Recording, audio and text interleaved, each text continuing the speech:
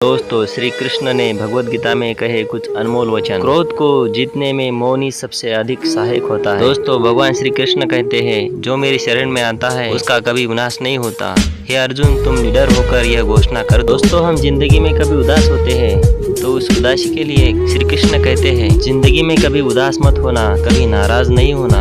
यह जिंदगी एक संघर्ष ही चलती रहेगी, बस तुम अपना जीने का अंदाज ना खोना। दोस्तों, हम सबने देखा है कि हमारा जब बुरा समय चलता है तब हमारे बुरे समय में कोई हमारा साथ नहीं देता। तो इसीलिए श्री कृष्ण कहते हैं, जो इंसान आपके बुरे समय में आपका साथ देता है तो आप भी अपने अच्छे समय में उसका साथ दीजिए। दोस्तों, हमारा मन जब विचलित होता है तो हम अपने आप को भगवान के समक्ष अर्पित कर दे, यही सबसे उत्तम सहारा है और भय, चिंता और शोक से मुक्ति पाने का एक सर्वश्रेष्ठ मार्ग भी। दोस्तों, श्री कृष्ण कहते हैं, यदि आप चाहते हैं तभी आपसे प्रेम करे तो प्रेम की शुरुआत पहले आपको करनी होगी। प्रकृति का नियम यही है, जो बोया है वही निकलेगा। दोस्तों, श्री कृष्ण संदेही व्यक्ति के लिए कहते हैं, सदैव संदेह करने वाले व्यक्ति के लिए प्रसन्नता ना इस लोक में है ना ही कहीं और। दोस्तों, जब भी हमारे साथ बुरा होता है तो हम भगवान को दोष देते हैं। तो भगवान श्री कृष्ण कहते हैं, मनुष्य अपने विश्वास से निर्मित होता है, जैसा वो विश्वास करता है वैसा वो बन जाता है। दोस्तों, भगवान श्री कृष्ण कहते हैं, मन की गतिविधियों, होश, श्वास और भावनाओं के माध्यम से